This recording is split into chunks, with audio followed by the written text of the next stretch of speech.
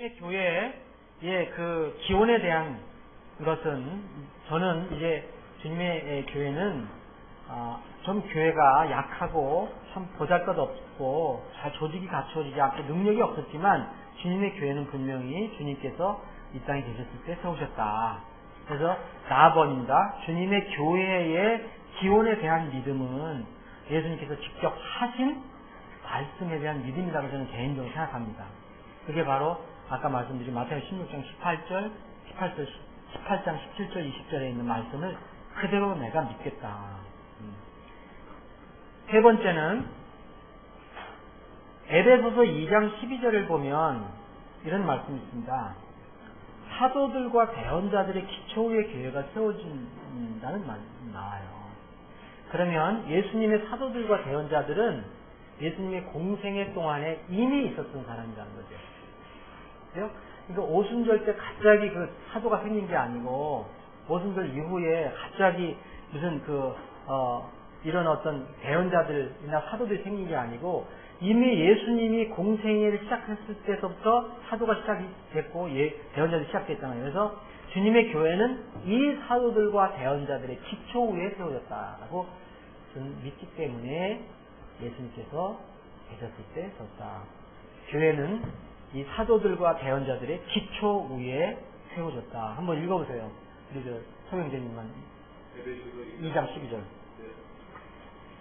그때 너희는 그리스도 밖에 있었고 이스라엘 원방국가 밖에 전외인이며 약속의 언약들에서 부리는 낯선 자요 세상에서 소망도 없고 하나님 앞에 있던 자들이니. 에베소 2장 12절?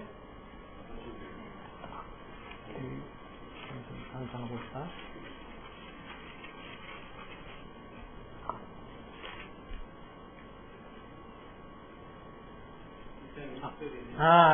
저기 2장 20절인데 20절.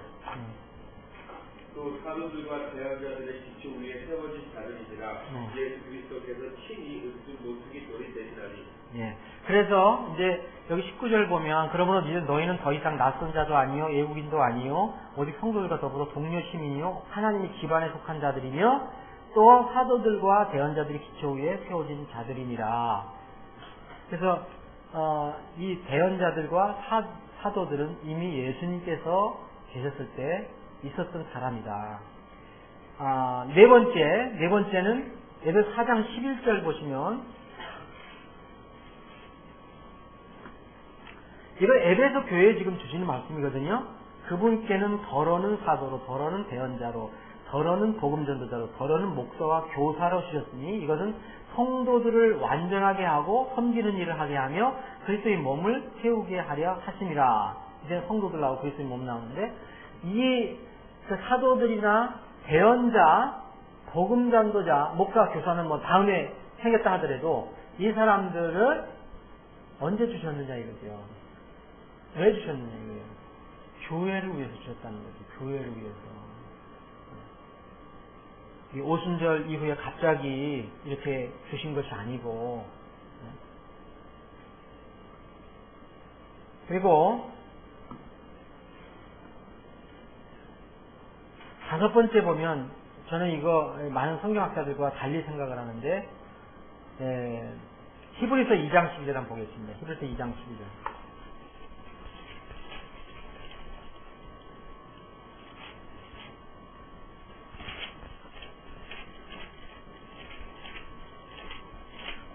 중요한 단서가 하나 나오거든요. 여러분들 하나님께서 보존한 성경 믿으시잖아요. 그러면 때로는 어느 단어 하나도 중요한 의미를 가지고 있을 수가 있습니다. 그래서 2장 12절 이르실 때 11절부터 읽겠습니다. 거룩히 구별하시는 분과 거룩히 구별된 자들이 다 하나에서 났으니 이런 까닭에 그분께서 그들을 형제라 부르기를 부끄러워하지 아니하시고 이르실 때 내가 주의 이름을 이르실 때 다음에 콤마가 있잖아요. 그럼 내가서부터는 사실은 지금 이 시대의 어법으로 하면 코테이션이 붙어야 돼요. 그러니까 인용 부호가 붙어야 된다는 거죠. 따옴표가.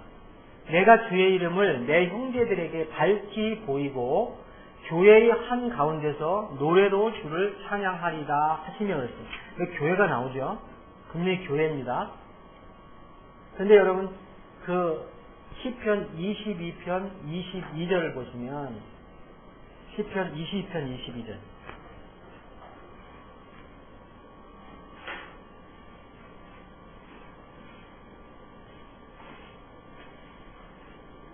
시편 20편 22절 거기에는 어떻게 되어 있습니까? 성령님 한번 읽어주세요. 내가 주의 이름을 내 형제들에게 밝히 보이고 회중의 한 가운데서 주를 찬양하리이다. 예, 여기에는 이 시편 22편 22절을 사실 인용한 거거든요. 인용했다고 해서 여러분들 자꾸 하나까지 똑같다고 얘기하면 안 됩니다. 그거는 내용을 얘기하는 거예요. 여기 시편 22편은 뭐라 했습니까? 칸그리게이션이라고 그랬어요. 여기 칸그리게이션 맞죠? 네, 칸그리게이션.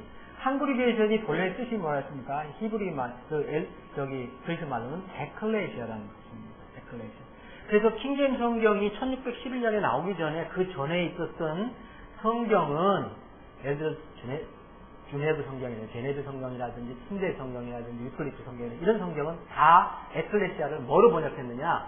회중 또는 모임을 번역한 겁니다. 어셈블리로. 근데 킹제임 성경서부터 처치로 번역한 거예요. 그럼 단어는 틀리지만 그 내용은 그 의미는 똑같은 거예요.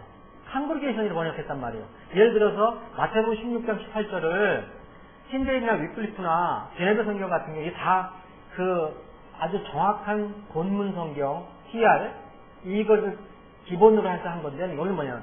I'll build my church라고 하지 않고 I'll build my congregation 했단 말입니다. 똑같은 것을. 근데 그 congregation이라는 뜻이 뭔가? 그게 처치라는 거잖아요. 여기 어원 설명할 때.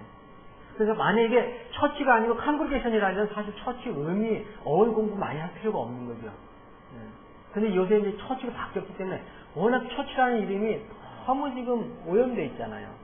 건물도 처치라 해야지, 카톨릭도 처치라 해야지, 뭐도 처치라, 다 처치라니까, 사이도 처치라고 하니까, 네? 이 어원 설명이 필요하다. 그래서 이제 어원 공부를 하는 거죠. 그래서 이 칸그리게이션이 바로 이때 당시 이 시편 20편 21절에 보면 회중이라고 칭해졌었는데, 여러분, 구약시대는 이 신약의 비밀, 신비였던 그 교회는 숨겨져 있었던 거잖아요. 의미는 있어서도 숨겨져 있었던 거잖아요. 그런데 이 히브리서 기자는 여기 히브리서도 성령이 감동을 받은 게 여러분들 아실 겁니다. 저는 히브리서가 대부분 성경학자들이나 이런 일반 신학교 보면 대부분 책이 히브리서가 일반 서신으로 되어 있어요. 저는 킹제임이 그냥 믿습니다. 저는 사도 바울의 서신이라고 되어 있어요. 사도 바울의 서신. 이건 여기에 제목이 그렇지 아니었더라도 히브리서를 전체 읽어보면 이건 정말 그 사도 바울이 아니면 기록하기가 어려울 것 같은 그런 내용들이 많이 있습니다. 그 저는 그냥 여기 히브리서를 여기 킹제임 성경에 얘기한 것처럼 사도 바울의 서신이라고 저는 믿습니다. 그래서 12절에 보면 교회라고 했어요. 근데 이게 회중이었잖아요. 근데 그 시편 20편 22절에 도대체 회중에서 이렇게 노래했다는 게 뭔가? 여러분 시편 22편은 누구를 우리가 성경적으로 알 수 있습니까? 시편 20편? 예수 그리스도를 이제 예표한다고 우리가 알 수 있잖아요. 네? 이 시편은 대부분 예수님이 많이 나오는데 그러면 내 형제들에게 밝히 보이고 교회 한가운데 노래로 주를 찬양했다. 이것을 인용했어요. 그러면 이게 이루어졌어야 되잖아요. 예수님께서 떠나가시기 전에. 이 마태복음 26장 여러분 거기 보시면 적어드린 것처럼 마태복음 26장 분명히 이 구약에서 예언된 것이 이루어져야 돼요. 이게 구약에서 했던 것은 분명히 예수님이에요. 분명히. 근데 그럼 예수님이 언제 찬송을 했냐? 했습니다. 근데 이 히브리 기자는 이것을 교회라고 얘기했다는 거예요. 제가.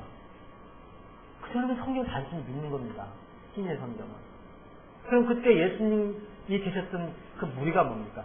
예수님을 통해서 구원받고 일꾼으로 세워진 그 무리 아니었습니까?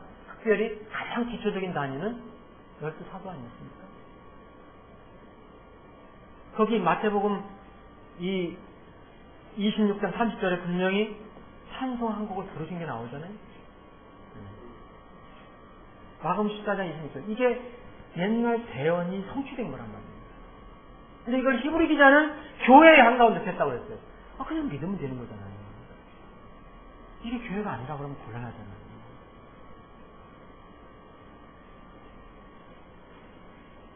여섯 번째는 이제 주님께서 제자들 곧 교회에게 지상 명령을 주셨다고 믿는 겁니다. 마태복음 끝절에 있는 게 그게 뭡니까? 너희들이라고 표현된 게 과연 개인에게 준 거냐, 아니면 주님께서 이미 세운 이런 무리들, 이름이 교회라고 안 했어도 교회의 의미가 그렇지 않습니까? 그래서 교회 가운데서 벌써 노래하셨고, 그리고 교회에 가서 너 얘기를 해서 이 문제를 해결해라 했으면 그 사람들이 명령을 받았어요. 그러면 이건 개인 명령이라고 보기가 어렵습니다. 개인 명령이라고. 교회에게 주신 명령이라면 이 제자들이 다 죽어도 그 명령은 계속 유효합니다. 근데 개인 명령이라면 이 제자들이 죽으면 어떻게 될까 합니다. 제자들이 다 죽으면. 마가복음 16장 15절도 마찬가지예요. 모든 피조물에게 가서 복음을 선포하라 그랬습니다. 이 사람들이 과연 주님의 교회로 모인 사람들이 아니라면 심각한 문제가 생기는 거죠. 과연 지상명령을 교회에 주셨느냐, 이 제자들에게만 개인에게 주셨느냐. 일곱 번째는 만약 교회가 세워지지 않았다면 그 사도행전 1장에 보면 이것도 어떤 공식 회의가 있었어요. 여기에서 유다의 후계 사도를 선임하는 낭이 나오지 않습니까? 제일 뽑는 게 나오잖아요. 그럼 과연 이 유다의 후계 사도들을 선임한 것이 제 교회가 세워지기 전에 개인적인 그런 어떤 비전이었을까? 한번 여러분 생각해 보시고요.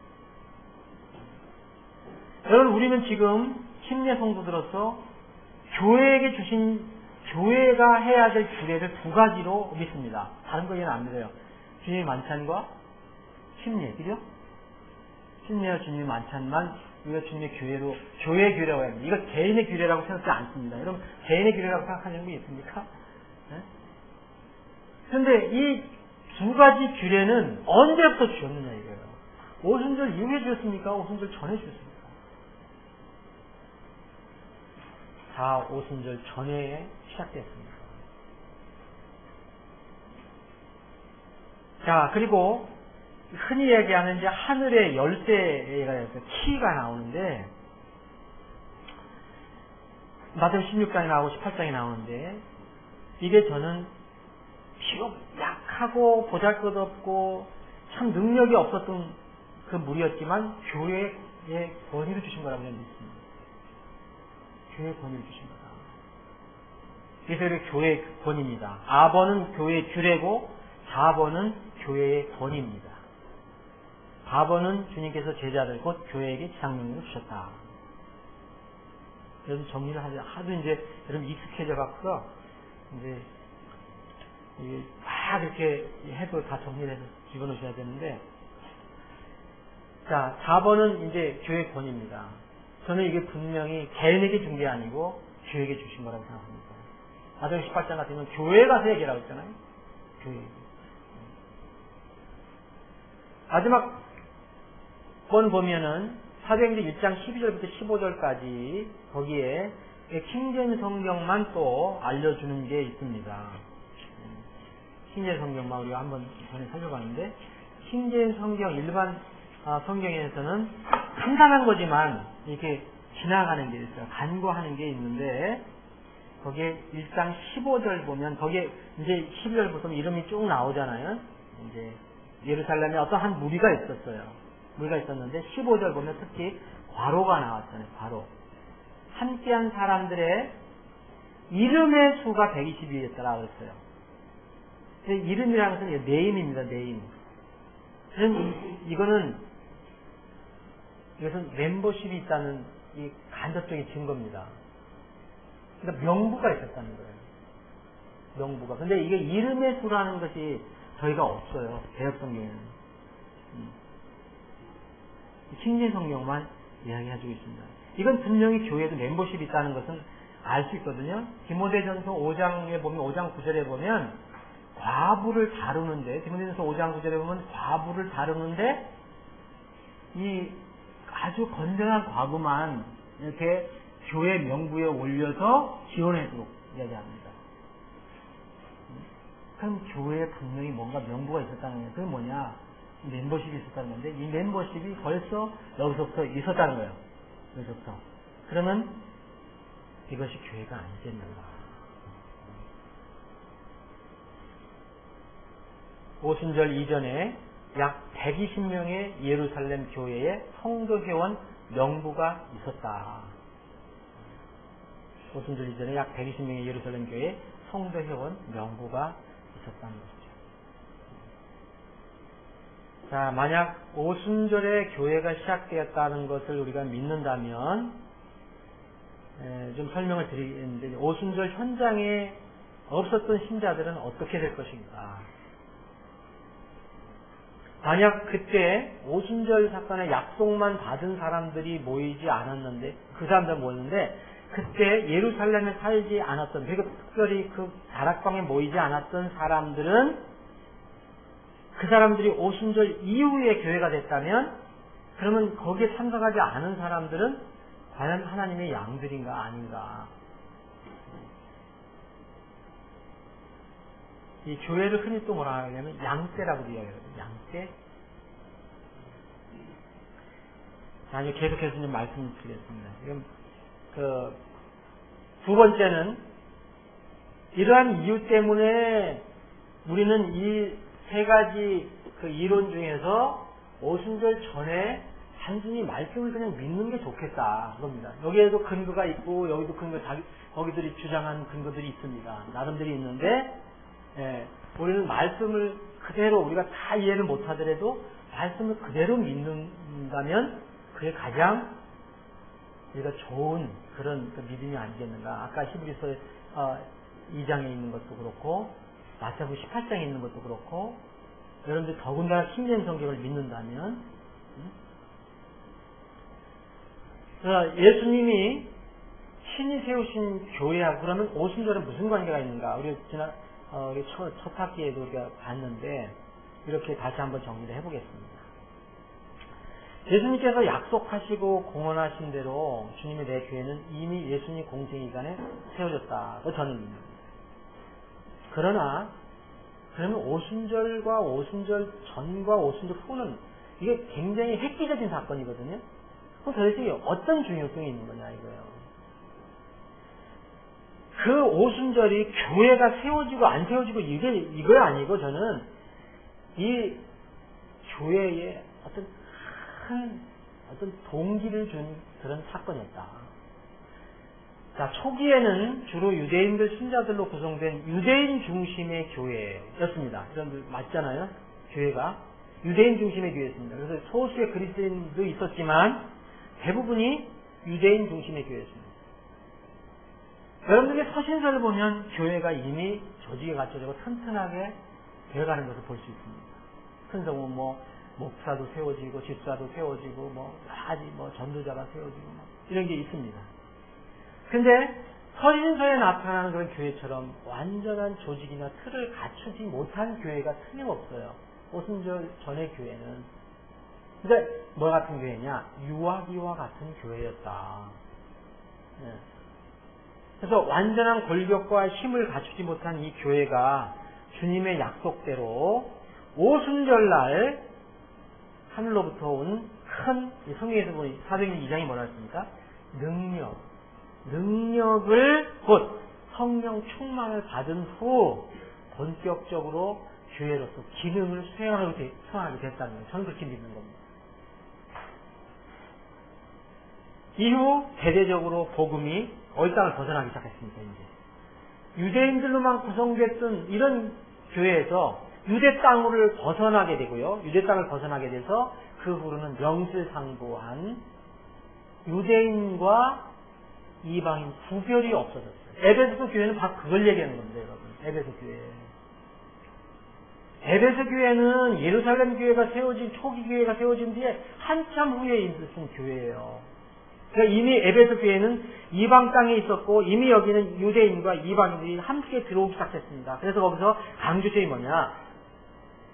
두 교회가 하나가 됐다. 단이 터졌다는 거예요. 단이 무너졌다는 겁니다. 이건 사실 예수님과 우리 사이에 있는 단이 무너졌다는 것도 표현되지만, 실제적으로 에베소 2장은 뭐냐면, 유대인과 이방인 사이에 단이 무너졌다는 걸 얘기하는 겁니다. 교회가 그렇게 됐다는 거죠. 그래서 예수 그리스도만을 믿는 믿음으로 성령님 안에서 함께 침례가 되고 교회가 강력해져 가고 크게 확장되어 갔다는 것을 표현한다는 거죠. 그 다음에 보면 오순절에 교회가 세워진 것이 아니라 이미 세워진 주님의 교회가 오순절날 성령님의 능력을 받아서 본격적인 조직, 확장, 부흥의 계기가 마련된 것이다. 자, 여러분, 교회라는 어원을 말씀드렸잖아요. 예수님이 불러서 어떤 부름을 받고 따로 모여 나온 사람들이에요. 그럼 이걸 구원받은 사람들의 무리를 얘기하는 거거든요. 그래서 구원받은 사람들은, 제자들은 구원받았습니까? 안 받았습니까? 사도들 구원받았습니까? 안 받았습니까?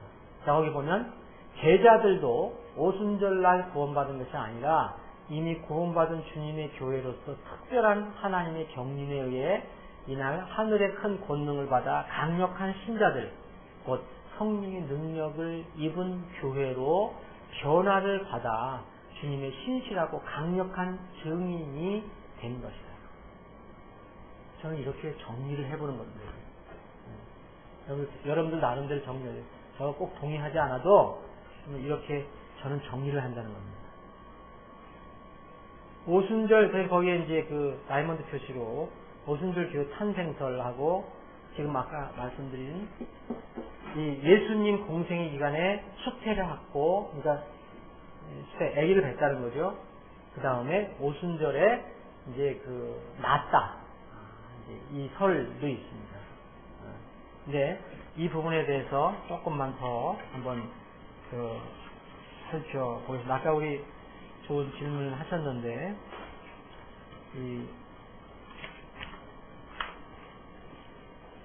송영재님이 그게 얼마나 중요합니까? 이게 왜 그렇게 중요하다고 생각합니까? 이거 주관적이에요. 주관적인데, 그래서 저는 이렇게 설명을 드렸습니다. 여러분, 교회 기원에 관해서는 논쟁할 거 없습니다. 여러분들이 누구하고 얘기할 때도, 여러분들하고 의견이 틀리도, 여러분들이 저와 다른 생각을 그가 자체가 그런 논쟁하지 않습니다. 근데 이것이 유니버설 처치하고 연결되면 저는 좀 심각해져요. 그 지역교회를 약화시키는 어떤 그런 시도도 저는 반대합니다. 저는 지역교회라고 해서 아주 대단한 그런 교회를 얘기하는 게 아니라 구원받은 사람이 분명히 두세 사람이라도 분명히 예수님을 머리 삼고 이 성경의 가르침에 따라서 모이는 그런 교회라면 사람이 많든 적든 약하든 강하든 간에 그건 분명히 주님께서 인정하시는 교회다. 내 교회다. 그래서 이런 교회를 성경에서는 분명히 그것을 저는 강조한다고 생각하는데, 그 계시록에도 7개를 얘기하잖아요. 또 지역교회를 얘기하잖아요. 이런 교회를 중요성을 약화시키는 그런 이론으로 진행되면 저는 이것부터 이제 좀 심각하게 생각한다는 거죠. 이거 자체만 가지고 얘기합니다. 그래서 저는 중요하다고 생각합니다. 왜냐, 우리가 첫 시간에 교회가 왜 중요하냐를 배웠잖아요. 여러분들이 하나님께 영광을 돌린다고 만날 얘기합니다. 만날 영광을 돌린다고 얘기하잖아요. 근데 사실 하나님께서 가장 기뻐하시는 영광이 뭐라고 했습니까? 교회를 통해서 하는 영광이라고 했습니다. 그럼 여러분, 교회를 통해서 하는 영광이 우적인 교회, 무형적인 교회, 보이지 않는 교회에서 어떻게 여러분들 영광을 돌리겠습니까?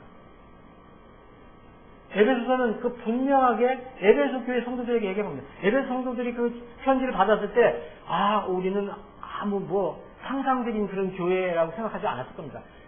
에베소 교회 성도들이 정말 리얼하게, 우리 적은 모임이든 큰 모임이든 이 모임을 통해서 우리가 하나님께 충성해서 하나님께 영광을 돌리는 것을 원하시는구나라고 알았을 것입니다.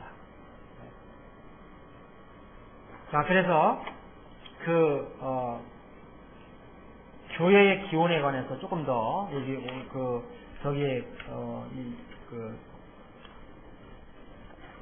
오순절 관련해서 전후로 해서 교회의 기원, 이것을 두 가지 교회론, 우주적인 교회론과 지역 교회론과 이제 연결시켜서 조금만 더 살펴보겠습니다. 어떤 이런 질문이 있습니다. 아담이 죽어서 신부를 얻은 것과 예수 그리스도가 죽으셔서 그 신부를 얻으셔야 했던 것이 이게 연결이 되는데, 그렇다면 교회가 오순절 전에 세워졌다면 그것이 이 두 가지 어떤 모형이랄까, 그래서 어떻게 조화를 시킬 수 있겠습니까? 자, 이런 창세기 2장에 있는 아담이 죽은 게 아니고 사실은 이제 잠들게 했죠. 깊이 잠들게 했죠.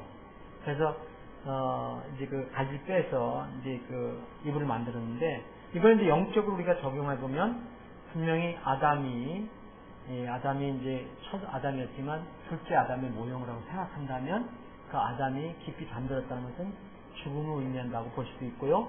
그래서 아담이 죽어서 이제 그 이브가 탄생한 것을 우리가 예표할 수 있고 모형적으로 설명할 수 있습니다. 근데 그것을 이제 교회로 생각한다면 이거는 교회의 기원에 적용하는 건 조금 어려운 문제가 있다는 거죠. 모형적인 것을 교회 기원하고 있는 식은. 만약 그렇게 한다 하더라도 저는 이거 설명하는데 아무 문제가 없습니다. 저는 오순절 전과 오순절 후를 중대하게 얘기하는 거예요. 왜냐하면 성령을 너무 강조해서 예수님이 세우신 교회가 좀 희석되는 것은 저는 좋아하지 않기 때문에, 만약 예수님이 죽으신 것이 교회에, 죽으셨다 부활하신 것이 주님의 교회에 무슨 근거가 된다 그러면 최소한도 오순절 탄생서는 아닙니다. 그죠? 최소한도 오순절이 일어나기 전에 10일 전에 예수님은 승천하셨어요. 그리고 오순절 전에 또 예수님이 일어나실 때는 며칠 전입니까? 50일이지 않습니까? 그 오순절에 저기 한 게 아닙니다. 예수님은 분명히 오순절과 예수님이 죽으신 건 분명히 사이가 있어요. 그것도 안 맞는 거예요. 그런데 또 이제 이런 우리가 이제 이쪽에 이제 자료를 많이 읽어보면 이런 게 있습니다. 예수님께서 죽으시고 또 이게 부활하신 뒤에야 비로소 이제 성령님이 오신 뒤에야 교회가 진짜 그 교회가 이제 시작된 것이다. 예수님이 죽으시고 이제 부활하시지 않은 상태에서는 그것은 교회가 세워질 수가 없다. 그래서 지금도 말씀드린 그하고 비슷한 건데, 저는 이제 이것도 심각하게 들어가는 문제가 있는데, 이게 너무 복잡해져 가는데, 여러분, 예수님은 어떤 분이냐, 이걸 생각해야 됩니다. 예수님은 어떤 분이냐. 여러분, 우리가 하나님론을 공부했잖아요. 그리고 삼위일체를 우리가 잘 살펴봤잖아요. 경륜도 공부했습니다. 경륜. 성령의 경륜도 공부했어요. 오순절 이 주님의 교회 탄생설을 주장한 근거를 제가 많이 읽어봤는데 상당히 근거도 있긴 있지만은, 만약 제가 프로테지로 얘기한다면 저는 20% 이게 사당한 게 있다면 80%는 불안해요. 근데 여기 완벽하게 우리가 저기를 못하더라도 여기는 80% 이상인 저는 자신이 있어요. 20%는 혹시 내가 완벽하게 대답 못하더라도 성경적으로. 그래서 오순절 주님의 교회의 이게 탄생설을 우리가 잘 이렇게 살펴보면 가장 포커스가 맞춰진 데가 뭐냐면 사도행전 2장이에요. 사도행전 2장. 사도행전 2장을 우리가 살펴봤지만 다시 한번 사도행전 2장을 여러분들이 한번 잘 읽어보십시오. 우리가 오순절 사건 많이 얘기하지만 오순절 사건은 여러분들 이렇게 한번 질문이 있어요. 이것이 전 세계적인 공통적인 현상이었는가? 그 사건이. 사도행전 2장이 공통적인 누구에게나 다 적용된 사건이었는가? 아니면 예수님의 약속을 받은 어떠한 사람들에게만 해당된 건가? 곧 예루살렘 성도들에게만 일어난 로컬 이벤트인가? 여러분 어떤 것입니까? 사도행전 2장. 그리고 원리는 적용할 수 있다고 하더라도 실제 일어난 사건은 어떤 겁니까? 그건 분명히 전 세계 공통적으로 일어난 게 아니라 로컬 이벤트입니다. 무슨 얘기냐면 약속을 받은 사람들에게만 이게 이루어졌다는 거예요. 여러분들 어디 이해되십니까? 안 되십니까? 질문 있으시면 좋아요. 뭐 이 진도 이건 안 나가도 되니까. 사도행전 2장 한번 보겠습니다. 사도행전 2장 보세요.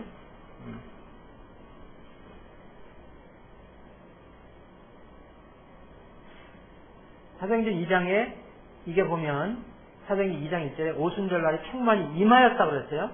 이건 뭐 기도한 것도 아니고 뭐 요란하게 한 것도 아니에요. 이 사람들은 뭘 알았냐면 오순절 날이 임할 것이라는 걸 알았습니다. 계산해서 그날 모였습니다.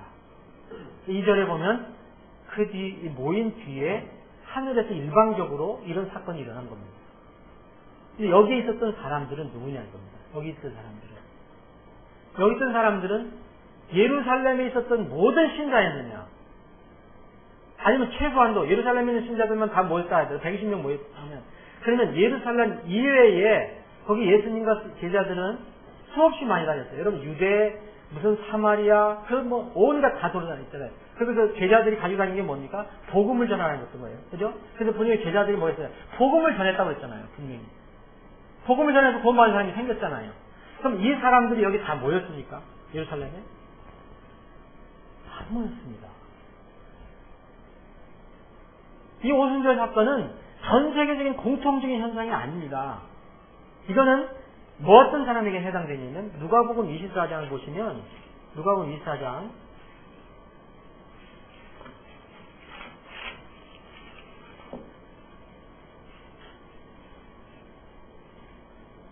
누가복음 24장 이 46절 이거 지금 뭐 저기 아시잖아요. 이게 누가복음 24장이 지금 뭡니까? 엠마오 사건입니다. 46절부터 또 그들에게 이르시되 이같이 기록되었은즉 이같이 그리스도가 고난을 받고 셋째 날 죽은 자들로부터 일어나는 것이 마땅하며 또 세대와 제들의 사면이 그의 이름으로 예루살렘에서 시작하여 모든 민족들 가운데 선포되어야 하리니 너희는 이 일들의 증인이라. 보라 내가 내 아버지의 약속하신 것을 너희에게 보내려니와 너희는 높은 곳으로부터 오는 권능을 입을 때까지 어디에 있으라고 했습니까? 예루살렘 시에 머물러라고 했습니다. 이 약속을 받은 사람들이 누굽니까? 지금 제자들입니다. 제자들. 일단의 제자들이에요. 이 약속을 받았습니다. 어디에 있냐? 예루살렘 시에 머물러라. 뭐가 일어날 건데, 그것은 뭐가 일어날 거냐면, 하늘에서 큰 권능이 임할 건데, 이것 권능을 입을 때까지 예루살렘 시에 있어라 이래요. 그래서 예루살렘 시를 벗어났으면 이 약속은 해당이 안 되는 겁니다. 이 사람들이 모인 곳이 어디였습니까? 예루살렘 시에 있는 어느 어떤 다락방이 있어요. 그 날을 알고요. 이거 이제 예수님께서 이제 오순절이라는 것은 계산해서 50일 후라는 거 아닙니까? 모인 겁니다, 이때. 그러면 이 사건이 역사적인 한 사건인가 아니면 이후로 이런 동일한 내용이 모든 믿는 사람들에게 계속 적용되는 영적인 원리인가? 여러분 잘 생각해 보십시오. 지금 왜 그 오순절 계통의 그 교회에서 막 혼란이 일어나는 성령 때문에 지금도 이 사건을 지금도 적용하고 있습니다. 실제로 불을 내려오고 이런 거는 안 나타났다겠지만 그 원리는 지금 다 적용하고 있는 거예요, 지금. 그거는 역사적으로 딱 한 번 일어난 겁니다. 이때 약속받은 사람들이야. 자, 사도행전 2장을 다시 1장을 보시면 자, 예수님께서 1장 4절 보면 또 그들과 함께 모이사 그들이 예루살렘을 떠나지 말고 아버지 약속하신 것을 기다리라고 그들에게 명령하셨느니라. 계속해서 너희들은 예루살렘을 떠나지 말라. 하나님께서 약속하신 게 있지 않냐. 너 그걸 기다려라. 예루살렘 시를 떠나면 안 된다는 거죠. 네? 그들과 함께 모이사 그들 예루살렘 떠나지 말고 아버지 약속하신 걸 기다리라고 그들이 명령했다고 했습니다. 그리고 나서 1장 8절에 보시면 또 주님께서 이제 직접 얘기하십니다. 오직 성령께서 이제 언제 예수님께서 오시느냐, 왕국을 언제 건설하시느냐, 이건 관심만 있어요, 제자들은. 근데 그 때와 시기 너희들이 알 거 아니다. 그건 아버지 권능이다. 그건 너희들 비즈니스가 아니다. 그러면서 예수님께서 오직 8절에 보면 오직 성령께서 너희에게 임하신 후에 너희가 권능을 받고, 자, 성령께서 오시는 목적이 뭐냐 이거죠. 성령께서 오시는 목적. 권능을 받는 겁니다. 이 사람들이. 권능을 받고, 그래 권능을 받아야 교회다운 교회가 될 거 아닙니까 이제. 뭐 교회에 하는 일 제일 큰 게 뭡니까? 복음을 전하는 거 아닙니까? 그래서 권능을 받고 예루살렘과 온 유대와 사마리아의 또 땅의 맨 끝까지 이르러 나를 위한 증인이 되리라. 그런데 여기 잘 보시면 증인이 되어라라가 아닙니다. 우리가 이제 흔히 그렇게 얘기를 많이 하지만 여러분들이 이제 전도할 때 아니면 이제 복음을 전할 때 이런 얘기를 하잖아요.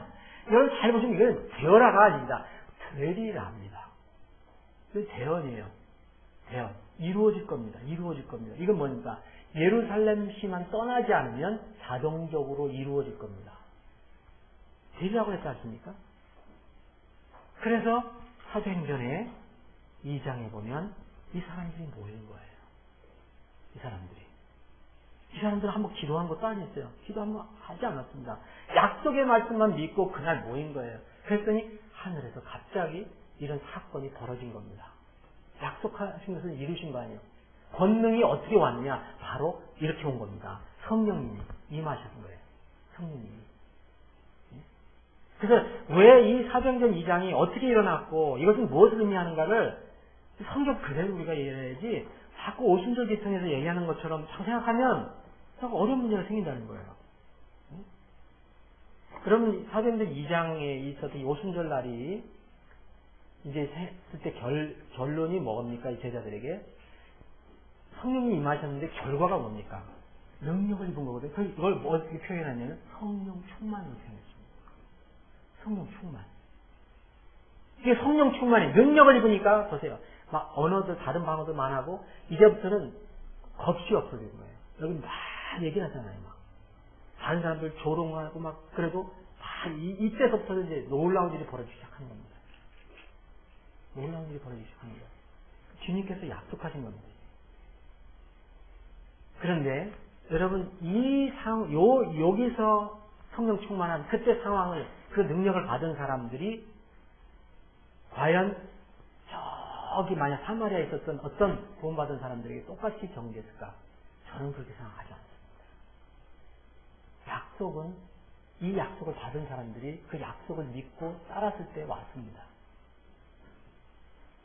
오순절 사건은 국지적인 사건이었어요. 이것은 약속의 대상자가 있었습니다. 이 대상자는 이 성령 충만의 축복을 받은 사람들은 이미 약속을 이미 받은 사람들이에요.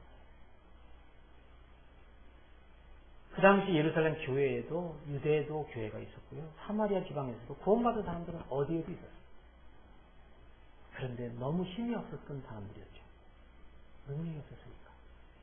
여기서 힘이 이제 발동이 돼서 어떻게 됐습니까? 사마리아로 이제 유대 지방으로 나가고 사마리아 지방으로 나가고 막 이제 전 세계로 나가기 시작한 겁니다. 여기서부터. 자, 또 하나 우리가 생각해 볼 게 뭐냐면 우리가 미치기 시작했죠.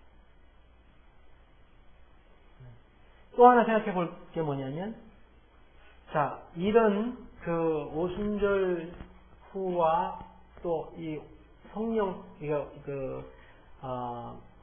우주적인 하나의 교회를 주장하는 그 이론에 보면 가장 중요하게 여기는 구절이 고린도전서 12장 13절입니다.